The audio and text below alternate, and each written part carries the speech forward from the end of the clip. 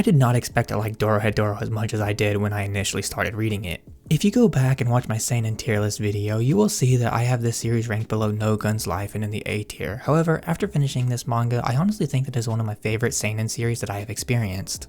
Before we jump further into the video, it would be awesome if you could leave a like on this video and subscribe to the channel. I make new anime and manga content every single week. This series did everything right. There wasn't a single second when I was reading this series that I wasn't entertained. There was a really good mix between comedy and serious moments that really enhanced everything.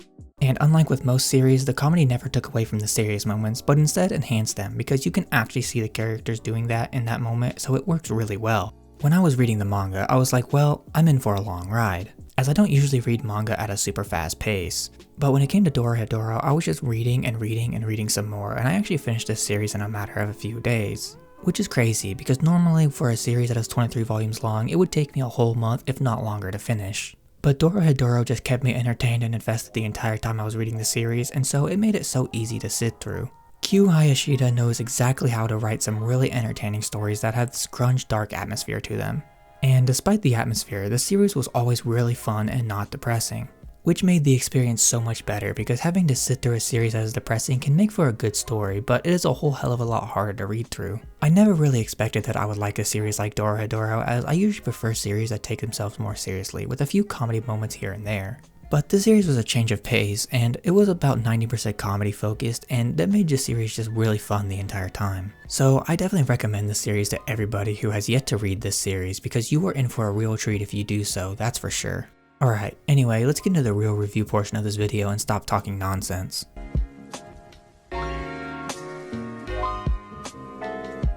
The characters in Dorohedoro are the best part of the series for me, for sure. All of the characters are extremely well written. The dynamic between the characters is really what makes the characters for me. All of them have great interactions throughout the series that enhances the experience. One of the things that I love about the characters in this series is that every time a new character is introduced, they are then instantly a part of the larger story and never really lose their focus. Like, throughout the series, we may not be following some of the side characters, but the series will always occasionally stop what it's doing and show us what those characters' reactions to what is going on is, which allows for all of the characters, no matter how minor a role they play, to play some sort of role in the story, which is awesome. None of the characters feel out of place in the world, which also helps to make the whole thing so much more fun. I like the shift some of the characters take throughout the series as well. Some of the characters we thought were enemies turned out to be allies and vice versa. But that shift isn't drastic or out of character, which makes the whole story come together nicely and makes the experience a million times better. I love the interactions between the main duo, Kaimon and Nikaido. Those two really feel like friends, and throughout the story you can see how much they care for each other. But what I also love is that this isn't turned into some kind of romantic thing. Both of them are really good friends and nothing more, which is awesome because not everything needs to lead to a romance between characters. En's family is awesome as well. They make for some of the funniest moments throughout the story, but also some of the saddest. These characters start off very differently from how they were at the end of the series, and you can really see that with how they interact with each other at the end of the series versus how they were at the beginning of the story. What I also love is that this is a really good example of found family. Most of the characters here have either had really shitty families or no families at all until they were found by En, where they were given a purpose and someone who really cares for them, which is awesome and makes these characters so much more likable as the series progresses even further.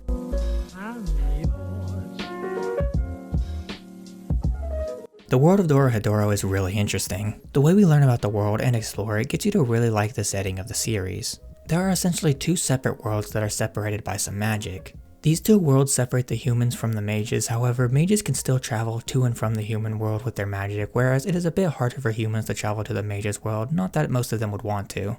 The world is also very cool to see. The humans live in what is essentially one giant slum. There's no rich people and there's nothing fancy and cool. It's just a bunch of dilapidated buildings that give off this dark and depressing atmosphere. Whereas the mages world is much more like a normal city we see in the real world. There are slums and poor people, but for the most part we can see much more fancy buildings, more rich people who are well off, and overall people just genuinely seem to be happier in the mages world. The contrast between the two worlds is also a really good way to show off what is essentially the class system in this world. Powerful mages rule over everyone else, with low tier mages being in the middle because they at least have some kind of magic, though they're not really treated that way. And then we have the humans who are the lowest.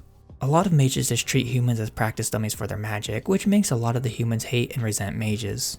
Which is why there's actually a force to stop mages from wreaking havoc on the world, although we never really get to see them do much. The world structure is really cool and it fits really well with the really dark and grungy art style that Q Hayashida loves to use in her manga. because the art style really reflects the world these characters live in perfectly, as everything gives off this old, dilapidated, gross feel that makes everything else, even the fancy mansions, seem like a terrible place to live. Which I honestly think was the point. The world of Dorohedoro is not a place where anybody would want to live. It is just a place where people do live, and they get on with their lives the best way that they can, which is what makes the world of this series so amazing and awesome.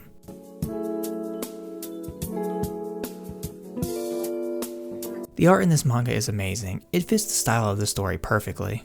This series is a very dark and gritty series, and the comedy is nasty and gross, and the art reflects that. Everything in the art department enhances this series like 100-fold. Since the world is nasty and disgusting, Q Hayashida went out of her way to make sure that the art reflected that by making sure that everything has this hint to it. The shading in this manga is really good and helps to reflect exactly what I was just saying. The shading also helps to make these buildings and characters look like they've been around and make sure that isn't clean at all, which makes the whole experience a lot better. The paneling is next level as well. The paneling makes this series so easy to read. I was never lost on where I was supposed to read next at all. It all just flowed really well and made the whole experience a blast to read through.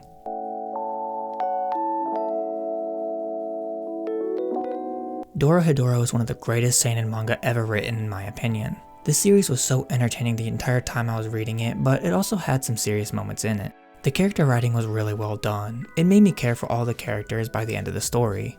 And one of the best things is that the comedy never took away from any of the moments in the story and actually enhanced a lot of the moments in the story, which is rare to see in manga. So if you want to read a really good manga that is entertaining, has good fights and awesome characters, then this series is 100% for you.